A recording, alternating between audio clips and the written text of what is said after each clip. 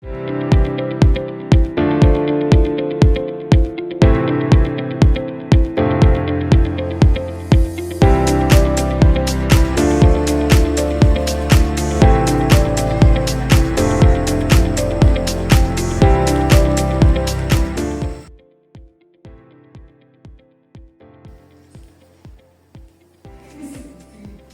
pagi Bapak Ibu.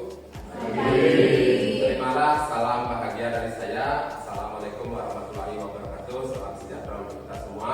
Namo Buddhaya, Om Swastiastu. Baik, pada pagi hari ini, adapun kegiatan kita adalah diseminasi budaya positif yang ada di sekolah, di mana perkenalkan saya selaku fasilitator, kalau guru penggerak, rekognisi juga di angkatan 10 Kabupaten Solok dan Kabupaten Dharmasraya di Sumatera Barat. Nah, demikian perkenalan saya. Baik Bapak Ibu, sebelum kita mulai kegiatan kita pada pagi hari ini, bagaimana kabarnya kegiatan ini? Baik, luar biasa Bapak Ibu. Sebelumnya kita akan melakukan stretching dulu, ya.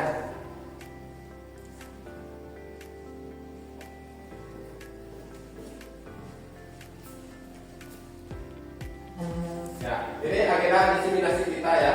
Pertama pembukaan, yaitu kurang lebih 5-10 menit, kemudian pemaparan materi kurang lebih 30 menit, kemudian diskusi 20 menit, dan penutup refleksi ada 2 menit. Nah, kita akan mulai stretchingnya Pak Ibu. Ingat, dulunya adalah konsentrasi ya, konsentrasi. Nah, kita akan bergerak dulu sebentar, ya, supaya organ-organ tubuhnya, ya, organ-organ tubuhnya juga ikut bergerak. Kita akan bernyanyi Bapak Ibu, ya, nyanyinya seperti ini. Buka mulut, tertawa 1 kali, ha, ya. Buka mulut, tertawa 2 kali, ha, ha. Buka mulut, tertawa 3 kali, ha, ha, ha. Buka mulut, tertawa tanpa suara. Nah, seperti itu ya. Nah, ingat, dulunya adalah konsentrasi. Konsentrasi. Oke, buka mulut, tertawa 2 kali, ha, ha. Buka mulut, tertawa 1 kali, ha. Saya bisa konsentrasi. Buka mulut, tertawa tanpa suara. Oke, good. Sekali lagi. Buka mulut, tertawa 3 kali, ha, ha, ha. Buka mulut, tertawa 1 kali, ha. Buka mulut, tertawa tanpa suara. Oke, good, luar biasa. Oke, silakan duduk.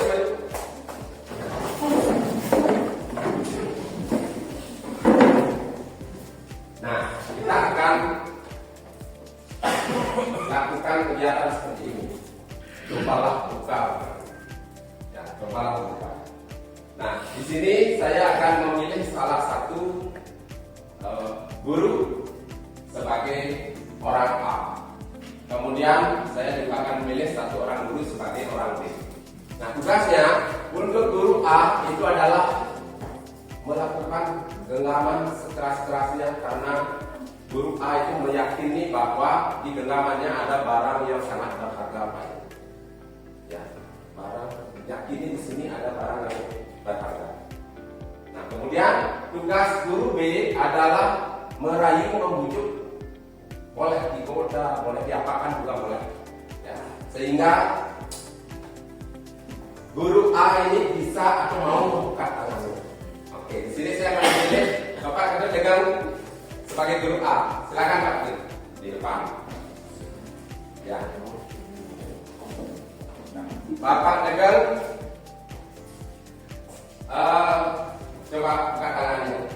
Bapak meyakini di sini ada suatu benda yang sangat berharga bagi Bapak, sehingga orang lain tidak akan bisa memberikan atau memberikan perintah kepada Bapak untuk bisa membuka kecuali Bapak memang benar-benar ingin membuka sendiri. Baik, silakan. Saya pilih guru B, Ibu Riani. Silakan, Bu Riani, silakan keluarkan kemampuan Ibu dalam merayu Bapak Regem, kemudian memberikan kata-kata boleh seperti apa supaya ini bisa terbuka. Silakan. Terima kasih. Ya. Bapak, gimana kabarnya hari ini? Sehat? Kabarnya baik, sehat, bahagia. Alhamdulillah sudah kelihatan Ya. dari senyumnya Bapak luar biasa, sangat bersemangat. Ya, Pak, kalau boleh nggak saya minta bantuan ke Bapak? Boleh nggak? Gitu dulu. masih bisa mungkin saya bisa.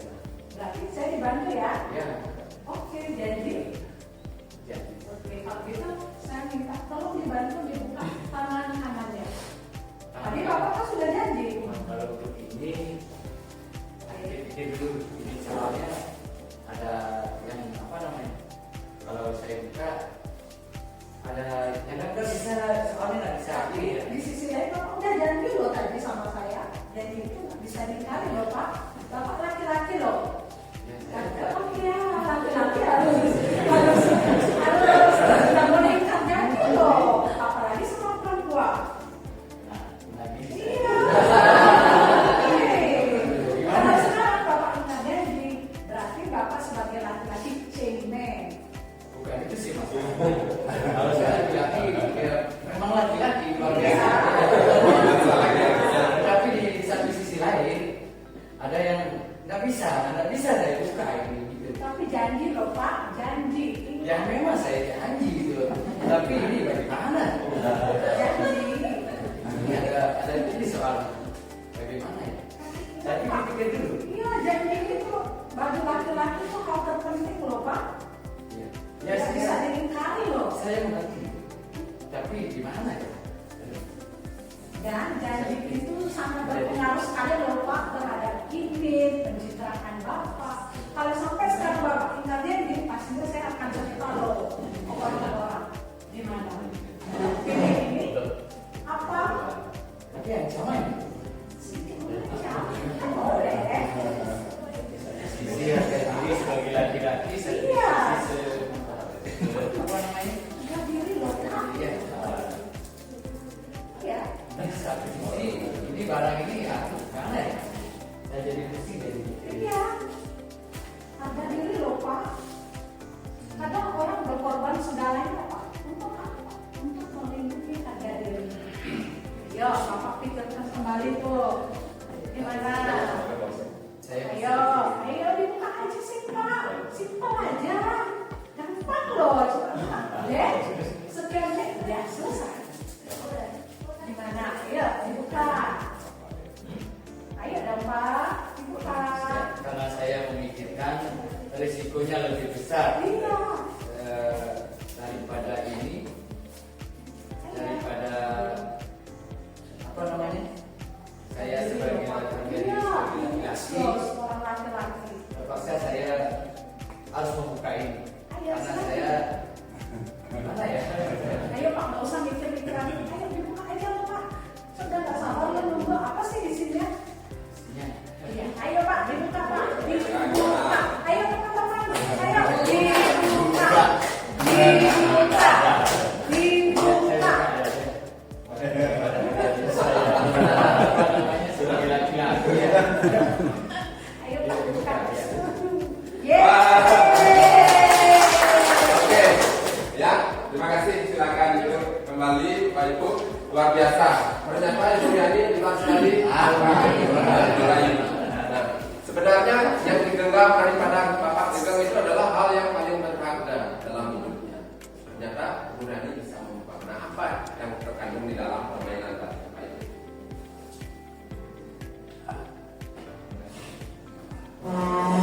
Kita akan mempelajari feedback positif dari nilai-nilai kebajikan yang universal. Ini Pak Ibu. Coba kita baca. Ilusi guru mengontrol murid. Nah, selama ini Bapak Ibu bagaimana mengontrol muridnya? Apakah sudah menjadi alat kontrol terhadap murid kita? Nah, pada dasarnya kita tidak dapat memaksa murid untuk berbuat sesuatu jikalau murid tersebut memilih untuk tidak melakukannya. Ini yang tadi dilakukan. Jika Bapak Degan tidak mau membuka ini, dan siapapun tidak akan bisa menyuruh Pak Degan untuk bisa membuka kecuali dirinya sendiri. Baik. Nah, hal demikian terjadi karena murid sedang mengizinkan dirinya dikontrol. Ya. Saat itu bentuk kontrol guru menjadi kebutuhan dasar yang paling murid tersebut. Ya. Teori kontrol menyatakan bahwa semua perilaku memiliki tujuan, bahkan terhadap perilaku yang tidak disukai. Nah, tadi Ibu Riani sudah mulai menerapkan teori kontrol terhadap Bapak Degan. Ya. Pengaruh-pengaruh yang diberikan oleh Ibu Riani itu termasuk ke dalam keyakinan ekstrisik, ya, di luar daripada keyakinan Pak Degan, sehingga Pak Degan mau membuka. Kemudian yang kedua, ilusi bahwa semua penguatan positif efektif dan bermanfaat. Penguatan positif atau rujukan adalah bentuk-bentuk kontrol. Nah, tadi itu sebuah bentuk kontrol, Pak Ibu. Ya. Segala usaha yang mempengaruhi murid agar mengulangi suatu perilaku tertentu adalah suatu usaha untuk mengontrol murid tersebut. Dalam jangka waktu tertentu, kemungkinan murid tersebut akan menyadari dan mencoba untuk menolak rujukan kita. Ya, tadi seandainya saja Bapak Degan tetap dengan posisi dirinya itu tidak mau dibuka tangannya, tapi Pak Degan itu memiliki kekuatan intrinsik dari dalam dirinya. Itu, Pak. Ya, inilah teori kontrol menurut Dr. Williams. Nah, berikutnya ilusi bahwa kritik dan membuat orang merasa bersalah dapat menguatkan karakter. Menggunakan kritik dan rasa bersalah untuk mengontrol murid. Nah, tadi Ibu Riani sempat menyampaikan bahwa harga diri seorang laki-laki. Nah, ini, ya, kata-kata itu yang membuat hatinya Pak Degan itu dulu. Gitu. Menggunakan kritik dan rasa bersalah, sehingga Pak Degan itu merasa bersalah, Pak, tadi. Saya seorang laki-laki. Seorang laki-laki itu mestinya harus kuat melindungi apa yang menjadi keyakinannya. Itu keyakinan universal. Nah, kemudian ilusi bahwa orang dewasa memiliki hak untuk memaksa. Nah, Bapak Ibu sadari bahwa setiap kita sebagai orang dewasa, dalam hal ini sebagai tenaga pendidik, terkadang merasa diri kita benar. Ya, selalu benar. Ya, tak? Selalu rasa diri kita benar di hadapan murid. Padahal sesuai dengan teori kontrol tidak begitu. Tidak seperti itu. Bahwa murid pun ada rasa benarnya, guru pun juga ada rasa benarnya. Seperti itu teori kontrol. Nah, kita akan melihat bagaimana seorang bisa berubah dari paradigma stimulus respon kepada pendekatan teori kontrol. Kalau dulu kita mendengar istilah atau kita menerapkan stimulus respon, masih ingat Bapak Ibu ya, selalu melakukan stimulus ada respon. Sekarang stimulus respon itu sudah bergeser menjadi teori kontrol, lebih kepada teori kontrolnya. Nah, ini menurut Stephen Covey, prinsip center leadership yang mengatakan bahwa bila kita ingin membuat kemajuan perlahan, sedikit-sedikit, ubahlah sikap atau perilaku Anda. Ini terkait dengan perilaku Bapak Ibu. Namun bila kita ingin memperbaiki cara-cara utama kita, maka kita perlu mengubah kerangka acuan kita, pola pikir kita yang harus diubah. Kemudian ubahlah bagaimana Anda melihat dunia, bagaimana Anda berpikir tentang manusia. Ubahlah paradigma Anda, skema pemahaman dan penjelasan aspek-aspek tertentu pada realitas. Nah, ini kita prinsipnya adalah memanusiakan manusia. Ya. Kita sebagai seorang guru, bagaimana kita bisa memanusiakan manusia terhadap murid kita? Itu Bapak Ibu. Dia memiliki peranan yang sama. Ya. Tidak ada murid ini anaknya si Anu, murid ini musuh saya. Tidak ada. Di depan gurunya murid itu sama Bapak Ibu. Tidak boleh guru itu memiliki rasa dendam terhadap muridnya. Seperti itu. Ya. Kita akan melihat bagian yang di sebelahnya, Bapak Ibu bisa bandingkan bagaimana stimulus respon itu bergeser kepada teori kontrolnya. Ya. Pada stimulus respon, realitas itu kebutuhan kita bersama kalau di stimulus respon. Tetapi kalau di teori kontrol, realita itu adalah kita berbeda. Jadi tidak harus sama, Pak Ibu. Ya, pemikiran kita belum tentu sama dengan pemikiran anak-anak kita. Kita menganggap benar, sementara anak juga memiliki kebenaran. Seperti itu teori kontrol ini. Nah, kemudian semua orang memiliki atau melihat hal yang sama. Itu dalam stimulus respon. Tetapi dalam teori kontrol, setiap orang memiliki gambaran yang berbeda. Nah ini pemahaman kita sudah dirubah sekarang. Ya. Pemahaman harus kita sudah mulai rubah. Selanjutnya kita mencoba mengubah agar orang berpandangan sama dengan kita. Tetapi di teori kontrol kita berusaha memahami pandangan orang lain tentang dunia yang berbeda. Saya memiliki pandangan yang berbeda. Ibu Ayu juga memiliki pandangan yang berbeda. Seperti itu, Pak Ibu. Jadi kita harus berusaha memahami pandangan setiap orang, termasuk juga pandangan daripada anak-anak kita. Terus orang lain bisa mengontrol saya. Nah, dalam teori kontrol, ini yang dilakukan Pak Tegang tadi, hanya Anda yang bisa mengontrol diri Anda. Sebenarnya Pak Tegang itu harus kuat, yang memegang prinsipnya. Apapun godaan dari luar, itu mestinya tidak sampai kebuka itu. Apalagi itu adalah hal yang paling berharga dalam dirinya Pak Tegang. Kemudian saya bisa mengontrol orang lain. Dalam teori kontrol, Anda tidak bisa mengontrol orang lain, ya, karena seperti apa yang saya sampaikan tadi, prinsip, ya, masing-masing orang itu memiliki prinsip.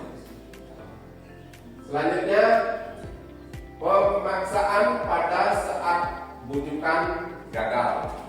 Ya, dalam teori kontrol, kolaborasi dan konsentrasi menciptakan pilihan-pilihan baru. Jadi kita sudah tidak zamannya memaksa lagi anak-anak.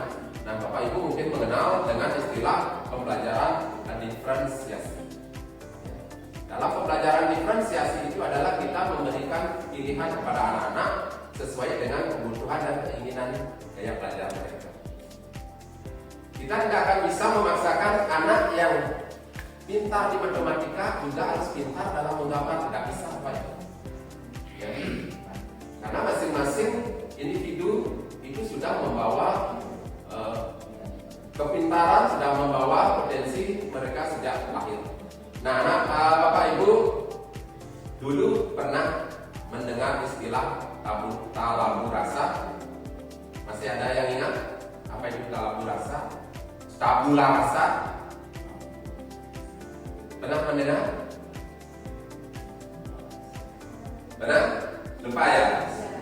Ya.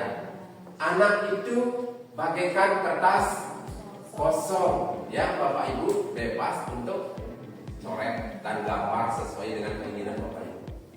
Tetapi paradigma itu sudah bergeser sekarang, Bapak Ibu. Sudah tidak ada lagi kolaborasi. Anak-anak itu sudah membawa gambaran sejak lahir sekarang. Ya. Terus tugas kita apa? Menebalkan goretan yang masih samar-samar yang ada dalam diri anak-anak. Itu tugas kita sebagai seorang guru. Nah, coretan itu kadang ada yang sedikit kurang, ada yang kurang sekali, dan ada yang sudah kelihatan tebal. Nah, tergantung Bapak Ibu nanti menebalkannya itu, kemudian membuat hidup mereka menjadi berwarna. Seperti itu Bapak Ibu ya. Nah, kemudian model berpikir menang kalah. Kalau dulu kita pasti, guru itu pasti selalu menang atau selalu benar, pasti selalu benar. Dengan apapun kita harus meyakini bahwa diri kita benar. Tetapi dengan teori kontrol, model berpikirnya menang-menang sekarang. Kita benar, murid juga benar. Ya. Kita tidak bisa menghakimi bahwa dia salah. Dia benar menurut sudut pandangnya. Nah, itu dalam teori kontrol. Baik, kita lanjut Bapak Ibu.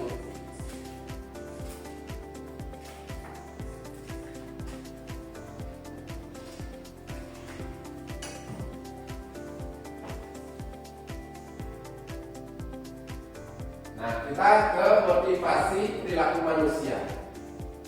Nanti kita tanyakan pada diri kita, Bapak Ibu, bagaimana kita berperilaku, mengapa kita harus melakukan, ya. Apa kita lakukan sesuatu karena ada dorongan ataukah ada imbalan tadi? Kira-kira jawabannya seperti apa? Bapak Ibu mungkin memiliki. Saya datang ke sekolah karena saya takut dimarahi oleh kepala sekolah, itu misalnya.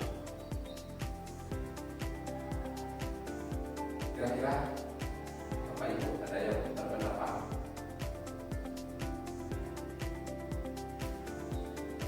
Saya melakukan sesuatu itu karena apa? Siapa yang mau berpendapat? Silakan. Pak Gusti bisa berpendapat? Baik, terima kasih. Kalau pendapat saya pribadi, saya merasa mempunyai tanggung jawab moral, artinya. Karena seperti saya lebih awal datang ke sekolah. Satu, sebisa mungkin saya akan memberikan contoh kepada murid bahwa saya harus mendahului daripada siswa, gitu. Itu tanggung jawab yang utama. Yang kedua merupakan payung jakan, gitu ya, payung jakan. Seandainya nanti zamannya Pak Mengas Selamat dibentukkan kita, karena adanya payung jakan di sinilah di SMK 2 inilah, sehingga saya tidak akan mengabaikan pertama kehadiran dan tanggung jawab yang diberikan khususnya di DK. Baik, terima kasih. Tepuk tangan dulu Pak Gusti telah memberikan persepsinya ya terhadap tugas beliau sebagai seorang guru. Datang itu adalah sebuah kewajiban bagi beliau, dan disinilah tempat nafkah bagi beliau. Nah, ada di antara Bapak Ibu yang datang ke sini hanya untuk mendapatkan imbalan atau menghindari hukuman dari kepala sekolah. Ada? Tidak ya, berarti semua sudah memiliki tujuan yang jelas untuk datang ke sekolah. Baik, bagaimana menurut Anda? Pernahkah Anda melakukan sesuatu yang mendapat senyuman dari orang lain? Siapa yang pernah mengalami hal tersebut? Siapa yang pernah melakukan? Nah, temannya sampai tersenyum gitu. Ada yang pernah?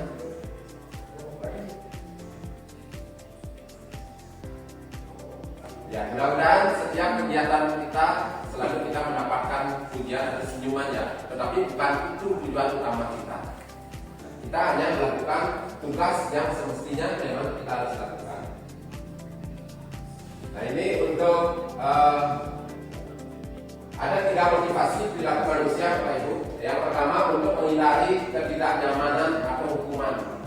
Ini ada perilakunya. Nanti silakan Bapak Ibu cocokkan. Nah, pada tingkat ini adalah tingkat paling rendah Bapak Ibu. Ya, tingkat paling rendah daripada motivasi perilakunya.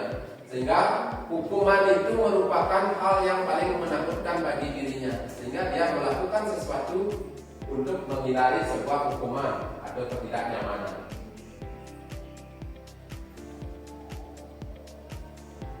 Oke, yang kedua untuk mendapatkan imbalan dan penghargaan. Ini yang saya tanyakan tadi. Apakah Bapak Ibu datang ke sini hanya untuk mendapatkan imbalan atau penghargaan saja dari orang lain? Kemudian, nah ini tingkatannya satu tingkat lebih tinggi daripada yang tadi. Kemudian yang ketiga, untuk menjadi orang yang mereka inginkan dan menghargai dirinya sendiri dan nilai-nilai yang mereka yakini atau percayai sebagai keyakinan yang universal. Ini yang perlu kita tumbuhkan, ya, motivasi ini. Yang nomor 3 ini yang biasanya yang bisa mengantarkan mereka menuju kesuksesan, Bapak Ibu. Orang dengan motivasi ini akan bertanya, akan menjadi orang yang seperti apa yang saya lakukan. Ya, mereka melakukan sesuatu karena nilai-nilai yang mereka yakini sebagai sebuah keyakinan yang mereka anggap sebagai hal yang keyakinan universal. Ya, bersifat sifatnya itu adalah internal, bukan eksternal.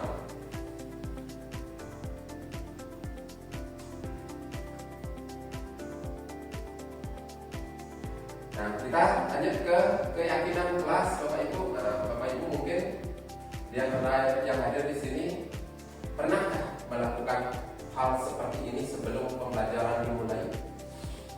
Ada yang pernah? Siapa yang pernah? Angkat tangan. Siapa yang sudah melakukan ini? Ada? Ada yang sudah melakukan atau membuat keyakinan kelas atau kesepakatan kelas sebelumnya? Sudah ya? Baik. Nah, mengapa keyakinan kelas? Mengapa tidak peraturan kelas saja? Nah, ini jawaban. Ini ada sebuah pertanyaan, ya, pertanyaan pemantik untuk Bapak Ibu nanti bisa jawab, dan saya bisa mendapatkan jawaban dari Bapak Ibu. Yang nomor satu, mengapa kita memiliki peraturan tentang penggunaan helm pada saat mengendarai sepeda motor?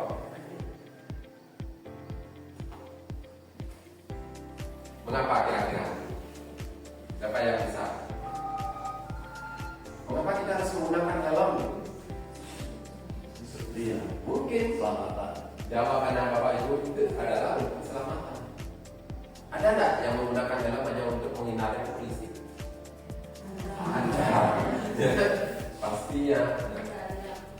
Gaya juga, oke. Nah, kemudian pertanyaan yang kedua, mengapa kita memiliki peraturan tentang penggunaan masker dan mencuci tangan? Nah, pasti jawabannya adalah karena Bapak Ibu meyakini bahwa dengan mencuci tangan, menggunakan masker itu adalah untuk menjaga kesehatan, keselamatan. Kita lanjut ke keyakinan kelas. Ya. Inilah keyakinan kelas atau kesepakatan kelas yang Bapak Ibu buat sebelum pembelajaran dimulai. Nah, nilai-nilai keselamatan atau kesehatan inilah yang kita sebut sebagai keyakinan. Apa tujuannya kita membuat sebuah keyakinan kelas, Pak Ibu? Apa tujuannya kira-kira?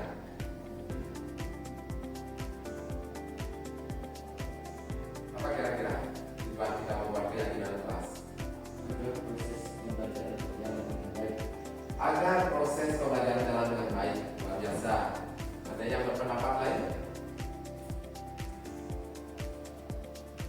Mungkin kurang lebih sebagai alat pengontrol, mengontrol proses pembelajaran kita. Itu keyakinan kelasnya.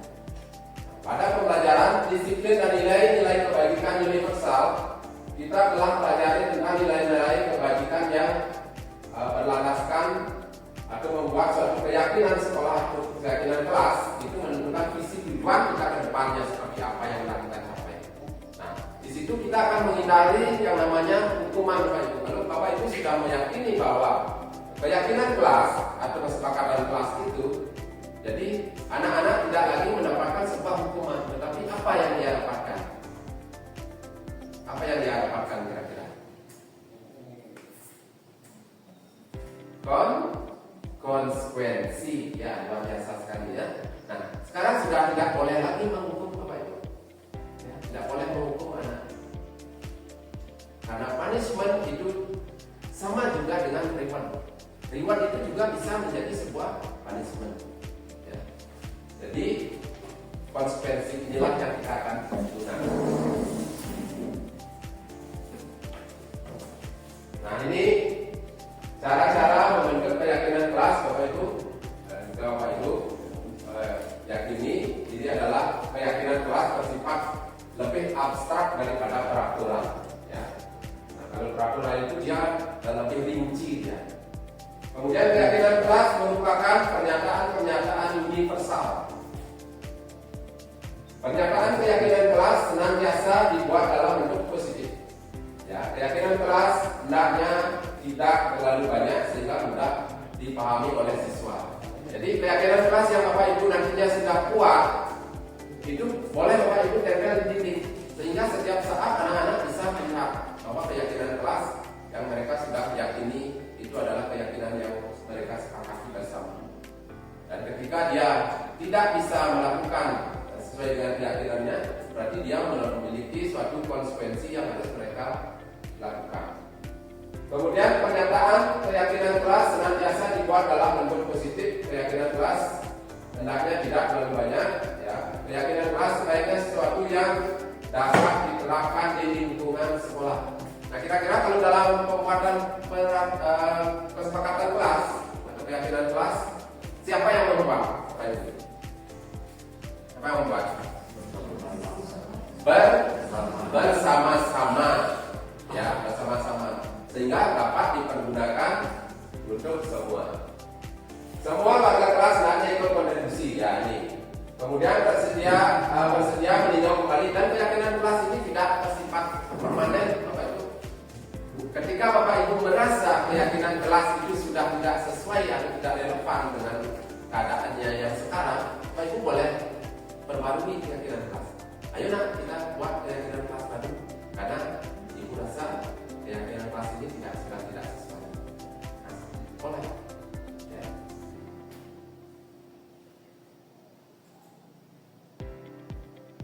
Nah, ini salah satu contoh keyakinan kelas, ya. Saya ambil 3 contohnya.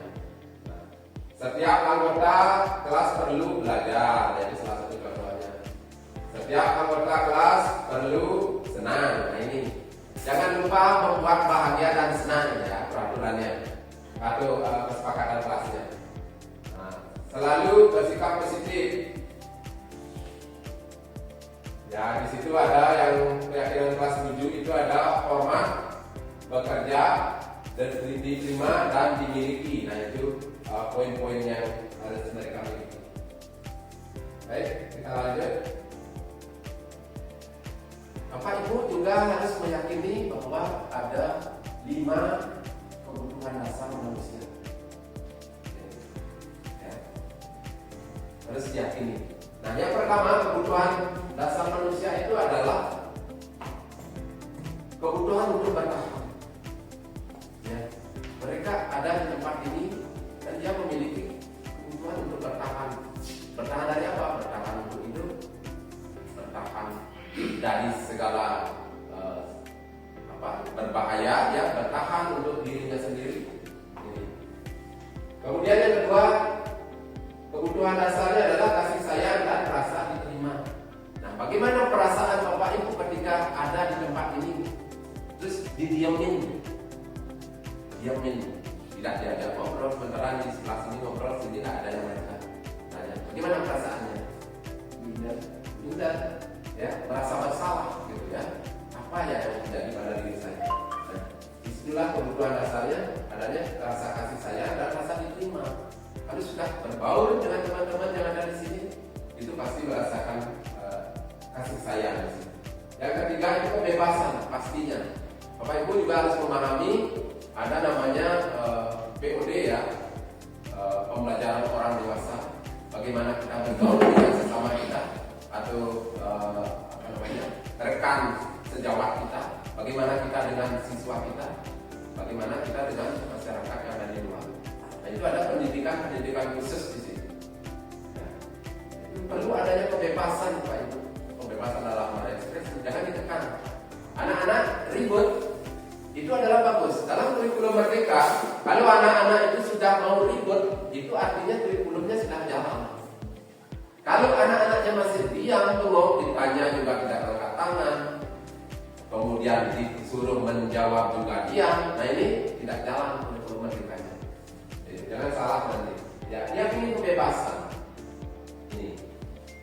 Kemudian yang keempat itu kesenangan, fun, ya. Setiap orang pasti ingin senang. Ya, datang sekolah dengan perasaan senang. Ada di antara Bapak Ibu yang begitu mau datang ke sekolah sudah perasaannya jengkel. Ya, saya harus ke sekolah. Saya harus ketemu ini. Harus saya ini. Ya. Kalau sudah ada kata aduh di situ, Bapak Ibu tidak akan nyaman, tidak akan fun, ya, tidak akan senang. Ya. Ini kita butuh rasa senang ini. Dimana datang dan pulang dari tempat kerja kita dalam keadaan yang bahagia, tidak ada beban. Kemudian kebutuhan dasar yang terakhir yaitu penguasaan power ini. Setiap orang memiliki rasa ingin menguasai, ya menguasai entah apa itu pasti memiliki setiap orang. Seperti itu Bapak Ibu ya, kita harus sadari kita memiliki 5 kebutuhan dasar. Nah, kemudian kita melihat 5 posisi kontrol Bapak Ibu. Kira-kira dari 5 posisi kontrol ini Bapak Ibu ada di posisi yang mana? Ya. Penghukum, seorang penghukum bisa menggunakan hukuman fisik ataupun verbal. Nah, ini kita sering sekali lakukan Bapak Ibu. Sering sekali lakukan hukuman fisik maupun verbal. Dengan berkata-kata saja yang tidak sesuai dengan hati nurani anak-anak pun kita sudah menghukum dia. Dan bahkan jauh lebih bahaya hukuman yang bersifat verbal, itu dengan kata-kata daripada kita hanya memukul pantatnya misalnya atau menjewer telinganya. Setelah itu dia tidak lupa, tetapi dengan kata-kata dia akan ingat terus. Ya, itu Bapak Ibu. Kemudian posisi pada pembuat rasa bersalah, dan ini juga kita sering lakukan. Ya, sadar atau tidak sadar kita sering lakukan ini. Ini yang seperti saya sampaikan, membuat keheningan. Tiba-tiba dari ngobrol itu datang seseorang tiba-tiba hening. Nah, ini membuat rasa bersalah. Apa sih salah saya? Saya melakukan seperti ini. Ya, seperti itu yang kedua. Kemudian yang ketiga, teman guru pada posisi ini tidak menyakiti murid. Yang mungkin timbul adalah rasa hanya akan bertindak untuk guru tertentu dan tidak untuk guru lainnya. Nah, sebagai teman ya Bapak Ibu ya, sebagai teman, pernah Bapak Ibu merangkul muridnya, diajak ngobrol? Nah, itu posisi Ibu sudah sebagai teman. Ya. Posisi kontrolnya sebagai teman. Dengan sebagai teman itu kita akan terbiasa melakukan konseling di situ ya, konseling. Jadi kita paham sekali. Nah, kalau saya sendiri siswa yang jumlahnya 36 itu seiring berjalannya waktu dalam 1 semester saya paham betul bagaimana sifatnya, bagaimana karakter anak saya. Terus sampai ke rumahnya, di rumah dia sering melakukan apa, saya akan mencari informasi Bapak Ibu. Sehingga saya dekat sekali dengan anak saya gitu. Yang 36 itu kita dekat karena itu fungsi kontrol kita ada di posisi 3 yaitu teman. Kemudian di posisi 4 ada pemantau Bapak Ibu. Seorang komando sangat mengandalkan perhitungan catatan data dapat digunakan sebagai bukti atau perilaku seseorang. Ini biasanya kesiswaan yang sering melakukan posisi yang ini. Ya, dia memiliki catatan dalam posisinya sebagai komando. Ada nggak? BK juga sering melakukan ini. Ada nggak perkembangan anak saya setelah melakukan posisi? Nah, posisinya ada di situ biasanya. Nah, kalau kita bisa menerapkan kelima posisi kontrol ini sebagai seorang guru, nah ini memilah-milah posisinya Pak Ibu. Di mana harus saya lakukan posisi ini? Dan yang terakhir adalah manajer ini yang paling utama sebenarnya sebagai seorang guru. Nah, posisi ini di mana guru berbuat sesuatu bersama dengan murid, mempersilahkan murid untuk bertanggung jawab akan perilakunya. Ini yang kita harapkan adalah posisi kita ada di posisi manajer. Di anak itu melakukan suatu kesalahan, dia sendiri juga akan dapat mendapatkan solusi dari permasalahannya itu. Kita memberikan dia kebebasan. Kalau dalam hal ini kita mengenalnya istilahnya adalah student center, ya, student center yang berpusat pada murid. Jadi mereka bisa mendapatkan jawaban dari permasalahannya mereka sendiri. Nah, ini yang perlu Pak Ibu pahami ada di posisi mana, ya, posisi 5 posisi kontrol ini. Baik, kita lanjut. Nah, ini untuk 5 posisi kontrol restitusi Bapak Ibu. Ya. Ini motivasi yang tadi kita lakukan simulasi Pak Dagang dengan Bu Riani. Ini dia, ya. Motivasi eksternal dan motivasi intrinsiknya. Nah, ini dia posisi 5 posisi kontrol yang tadi. Itu yang pertama. Sebagai penghukum kita lihat. Guru berbuat. Apa yang dibuat oleh guru? Menghardik. Tahu arti kata menghardik? Menghardik.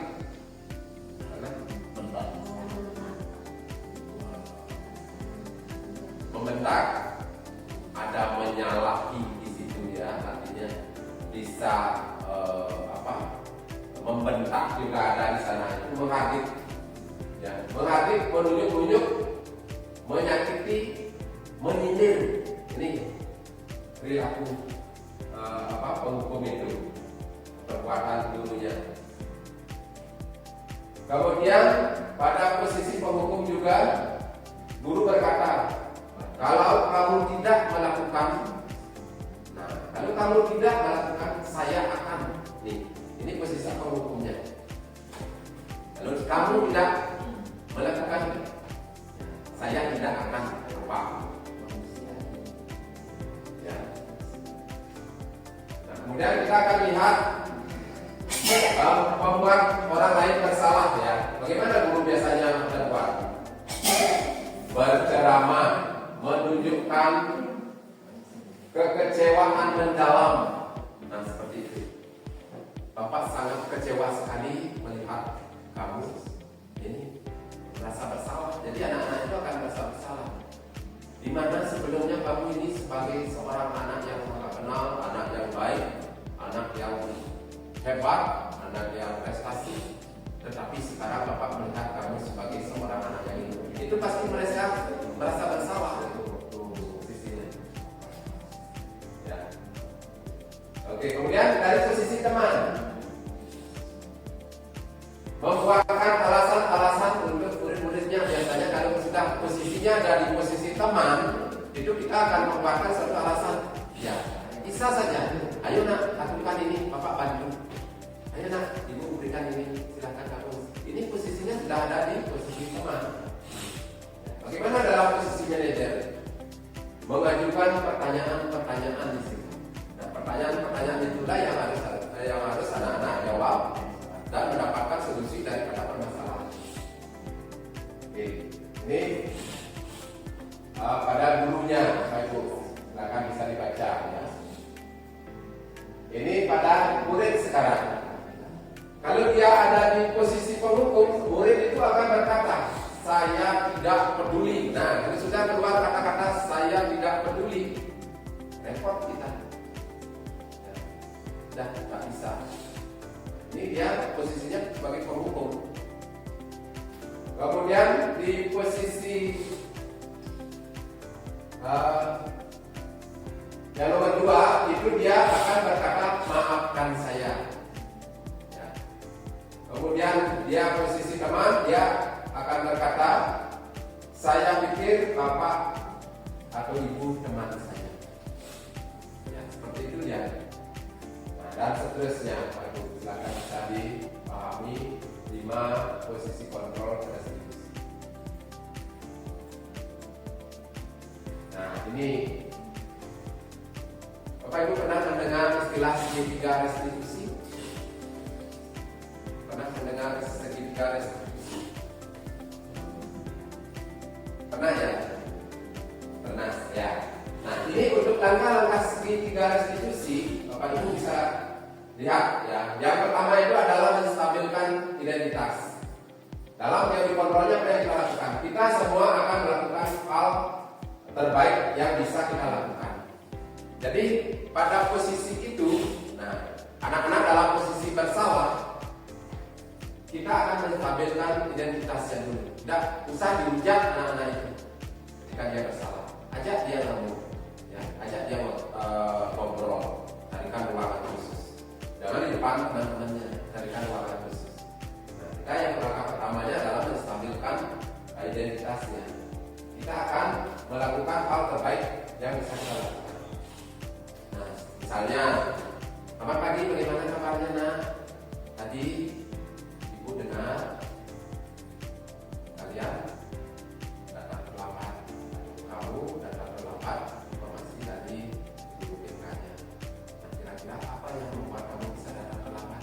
Jadi anak-anak itu akan mau menyampaikan, saya datang terlambat karena dia ada alasan tertentu.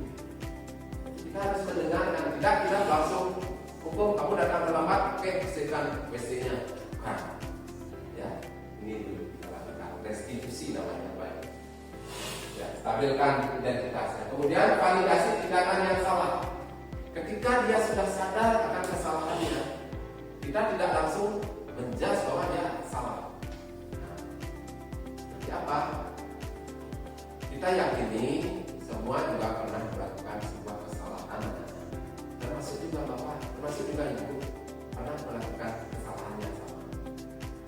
Untuk itu, kira-kira dari kesalahan ini hal-hal apa yang kamu sudah buat dari kesepakatan yang sudah kita buat? Jadi dia akan menunjukkan, oh saya sudah melakukan kesalahan ini, saya tidak mematuhi kesepakatan yang sudah dibuat adanya. Dia akan mau berbicara seperti itu. Kemudian yang terakhir, kita akan menanyakan keyakinannya, ya, menanyakan keyakinannya. Nah, ketika kamu sudah merasa bahwa ini adalah tindakan yang salah, kira-kira ke depannya kamu seperti apa? Kata keyakinan. Saya tidak akan mengulangi lagi perbuatan saya. Saya akan berusaha. Dan seandainya kamu kembali mengulangi apa yang bisa kamu lakukan, saya akan menerima konsekuensi yang seperti itu. Jadi clear sudah permasalahan. Tidak langsung kita marah. Jadi permasalahan itu akan selesai dengan dirinya sendiri.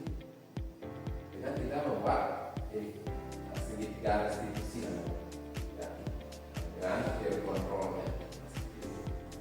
Kira-kira saya Bapak Ibu ya, jangan sekali-sekali ada marah-marah sekarang. Satu kali saja Bapak Ibu marah, itu ribuan energi negatif sudah ada dalam diri Bapak Ibu dan membunuh sel-sel yang ada dalam tubuh Bapak Ibu. Satu kali marah. Bayangkan kalau terus sejak kelas Ibu marah-marah, nah ini ya di samping depan tua, ya, dan kita tidak akan bahagia. Gitu Pak Ibu ya. Oke, kita lanjut. Nah ini yang saya maksud dengan segitiga restitusi ya. Nah, itu adalah sebuah dialog yang dijalankan oleh seorang guru atau orang tua agar dapat menghasilkan murid yang mandiri dan bertanggung jawab. Ini yang dimaksud dengan segitiga restitusi. Yang menstabilkan identitas, tujuannya adalah untuk mengubah identitas anak dari yang gagal atau bermasalah ke melakukan kesalahan menjadi orang yang sukses. Kemudian validasi tindakan. Setiap tindakan yang dilakukan memiliki suatu tujuan yang memenuhi kebutuhan. Ya. Kemudian menanyakan keyakinannya, menghubungkan dengan nilai-nilai yang dia percaya dan bertindak menjadi orang yang dia inginkan. Nah, seperti itu, baik ya.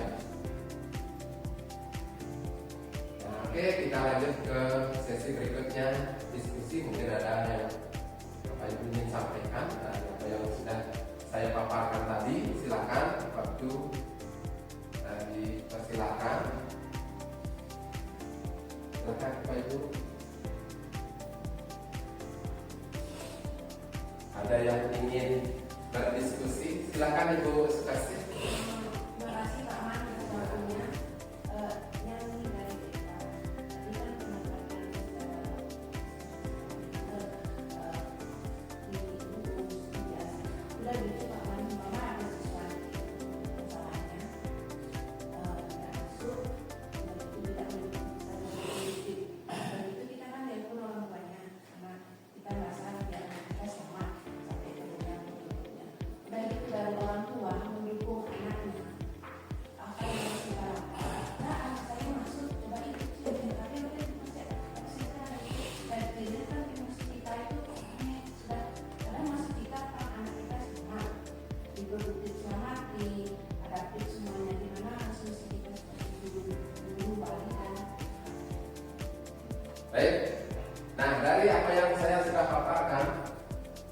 Di segitiga restitusi Bapak Ibu,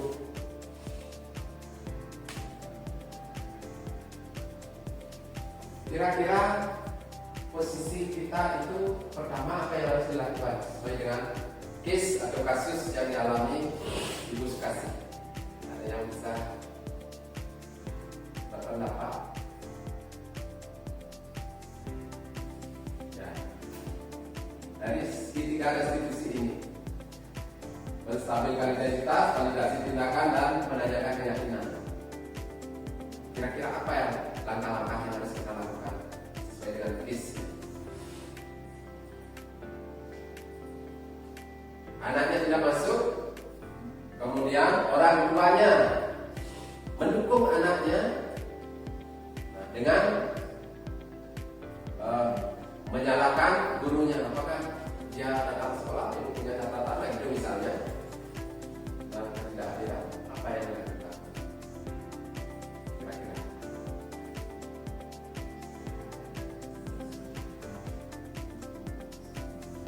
validasi tindakan. Ya, gimana caranya memvalidasi? Coba silakan. Ada yang bisa? Nih, silakan Bu Yani. Terima kasih atas waktunya. Mungkin saya sedikit menambahkan terkait dengan hal apa yang harus dilakukan dulu terkait dengan kasus rekan saya. Yang pertama, menurut saya validasi tindakan, karena di situ setiap sesuatu yang dilakukan anak pasti ada sesuatu hal yang mendasari anak berperilaku seperti itu. Yang pertama yang harus kita lakukan, kita lihat dulu permasalahan anak seperti apa, kira-kira apa yang membuat anak tidak nyaman datang ke sekolah. Jika kita sudah mengetahui itu, baru kita bisa menelusuri ke anak. Apa yang mendasari dia tidak senang, tidak nyaman, sehingga kalau itu sudah terjawab, kita bisa mencarikan solusi terhadap anak. Mungkin seperti itu Pak yang bisa dilakukan. Luar biasa sekali ya, tepuk tangan dulu. Biasa. Ada yang ingin menambahkan terhadap kasus yang disampaikan oleh Ibu Sukasih? Ada yang ingin menyampaikan sesuatu? Ya, Bapak Ibu, kita akan lihat di segitiga restitusinya. Kita akan melakukan dari menstabilkan identitasnya. Kita datangkan orang tua dengan anaknya. Ya. Nah, di situ kita akan menstabilkan. Nah, dari laporan orang tuamu, kita akan berhadapan-hadapan ini. Ada orang tuanya, ada anaknya. Dari laporan orang tuamu, katanya kamu setiap hari sementara dari catatan ibu, kamu tidak ada di sekolah. Kira-kira apa yang kamu lakukan? Nah, jadi anak itu akan saya sebenarnya sekolah dulu dari rumah. Nah, seperti itu mungkin ya. Tetapi saya tidak sampai ke kelas. Lanjut kita ke validasi sekarang tindakannya. Nah, kita validasi tindakannya. Baik, nah mungkin setiap orang juga pernah melakukan hal yang sama seperti kita lakukan. Bahkan ibu juga mungkin pernah melakukan itu. Kita akan validasi tindakannya. Kira-kira kenapa kamu dari rumah berangkat sekolah tetapi tidak ada di kelas? Ada apa alasan? Kita menanyakan alasannya. Saya diajak guru dari itu di sana. Terus saya tidak nyaman dengan pelajaran yang saya ikuti. Jadi saya duduknya di kantin saja. Nah, dari situ kita akan tahu ya, validasi tindakan. Kira-kira kalau kamu sering melakukan itu dan catatan itu tidak ada di ruang kelas kamu, di guru mata pelajaran, kira-kira kamu kedepannya akan seperti apa? Jadi dia validasi dia, kita validasi tindakan. Saya tidak jelas Pak. Ya, jadi dia tahu sendiri dari permasalahannya. Dan orang tuanya pun akan mendengarkan seperti itu. Jadi orang tua itu tidak ada alasan untuk menyalahkan gurunya. Dan terakhir kita akan menanyakan keyakinan. Setelah kejadian ini kira-kira mulai besok kamu apa yang akan kamu lakukan? Mulai besok saya akan kasih pertanyaan itu akan merubah perilaku anak-anak yang sudah tidak sesuai di awal. Ini yang harus kita lakukan, restitusi ini. Ketiganya, tidak boleh harus validasi saja, kita harus mulai dari atas. Itu untuk spesifik mungkin bisa, ada yang mungkin mau menambahkan? Ya. Oke, terima kasih ya Bapak Ibu sudah memberikan sebuah diskusi yang luar biasa juga pada diseminasi saya untuk kegiatan diseminasi budaya positif yang ada di sekolah. Bapak Ibu, selanjutnya kita akan ke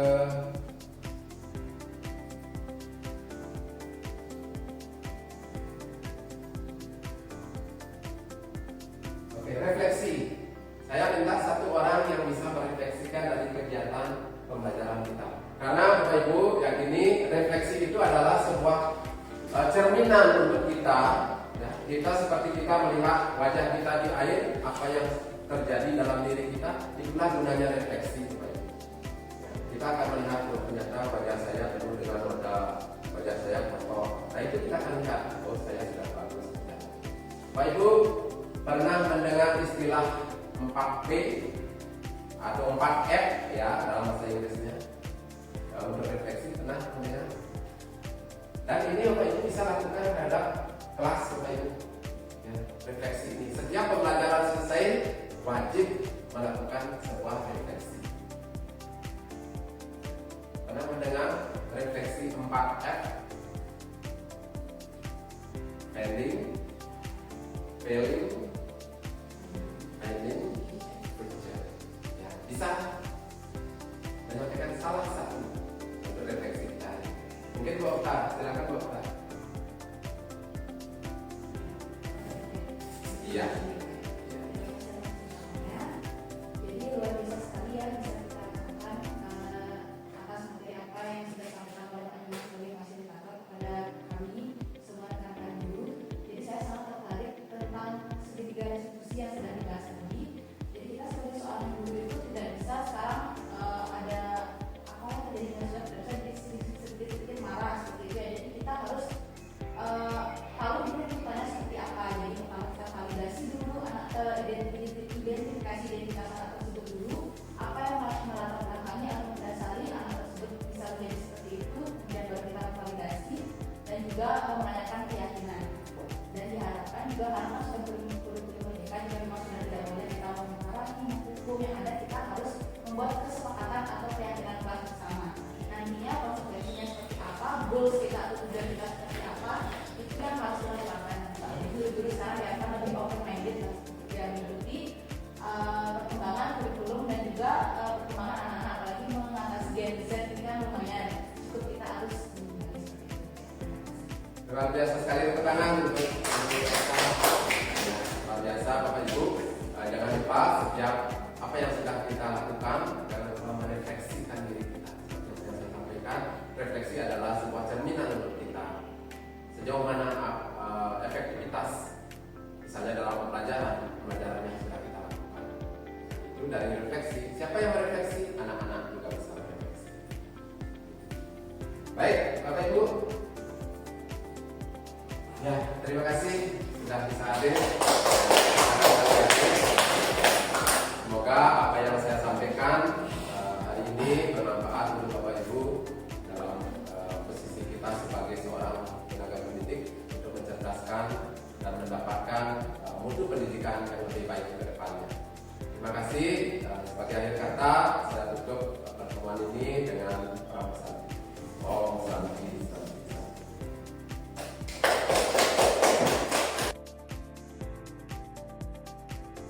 Om Swastiastu. Perkenalkan nama Tiai Ketete Yiswarke sebagai guru produktif perhotelan.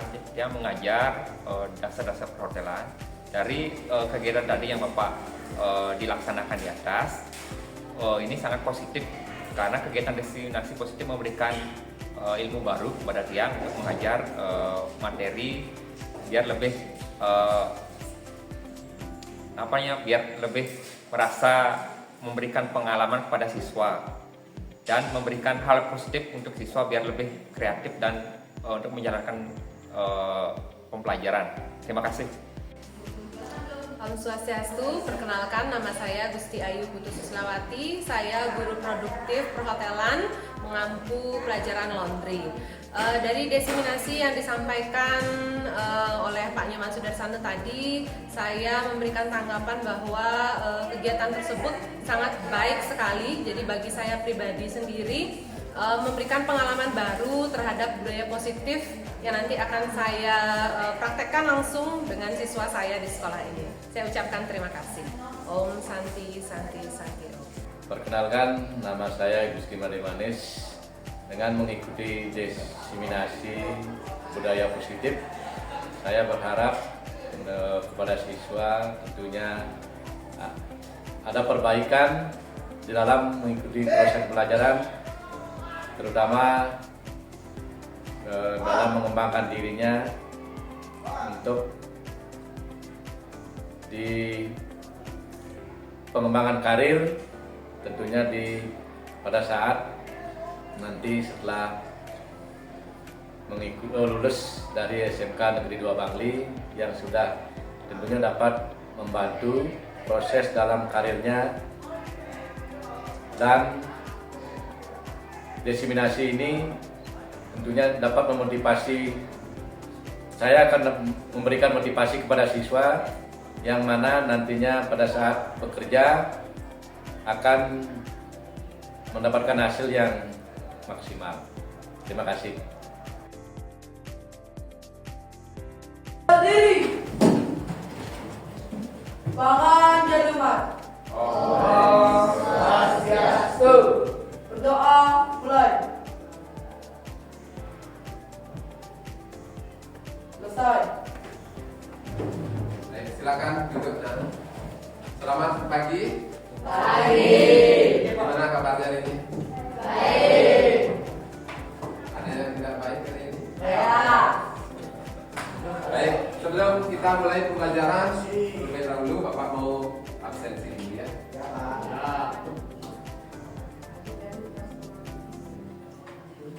Ade Wahyu. Dewa Brown.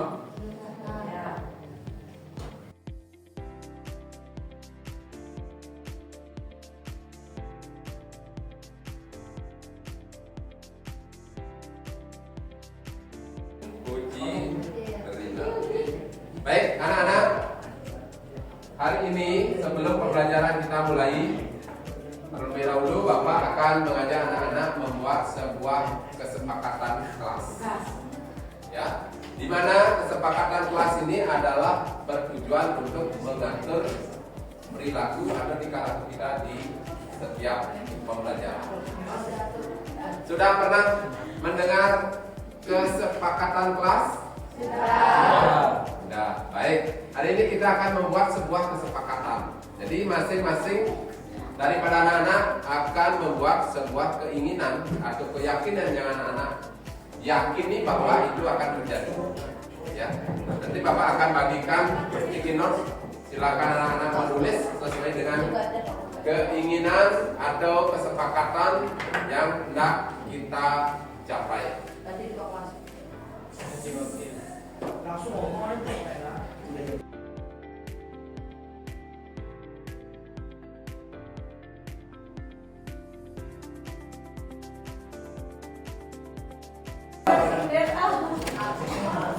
Oke, silakan yang sudah dapat kertas, silakan langsung dituliskan keyakinan atau keinginan yang anak-anak harapkan.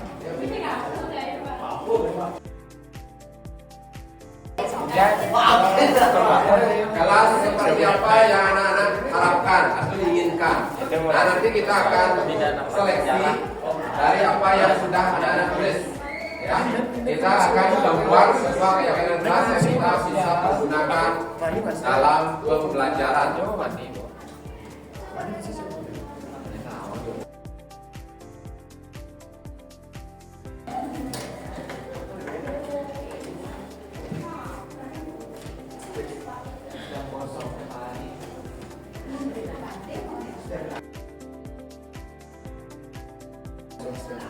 Saya dari 10 PH4 atas nama Ibu Tejepri Sugandara. Saya harap dengan disepakatinya kesepakatan kelas 10 PH4 bisa menjadi kelas 10 PH4 yang menjadi lebih baik dan disiplin ke depannya. Sekian, terima kasih.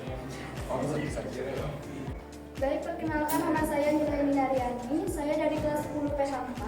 Saya berharap seluruh siswa 10 PH4 bisa melaksanakan instruksi yang telah disepakati. Terima kasih. Om Swastiastu. Perkenalkan, nama saya Kumang Bimura, saya dari 10 PH4. Saya harap dengan adanya kesepakatan kelas 10 PH4 menjadi lebih tertib dan bersih. Terima kasih. Om Santi Santi Santi Om. Om Swastiastu. Perkenalkan, nama saya Nima Pujati. Saya perwakilan dari kelas 10 PH4. Saya berharap kelas 10 PH4 agar menjadi lebih baik dan pembelajaran pun menjadi menyenangkan. Terima kasih. Om Santi. Halo semuanya, selamat pagi. Perkenalkan, nama saya Apriyani dari kelas 10 PH4. Jadi pada kesempatan kali ini saya ingin mengucapkan terima kasih kepada kelas 10 PH4 yang telah bersama-sama menyepakati kesepakatan kelas. Dengan ini saya berharap semoga kelas 10 PH4 lebih tertib, lebih baik dan lebih bijaksana lagi ke depannya. Terima kasih. SMK bisa. SMK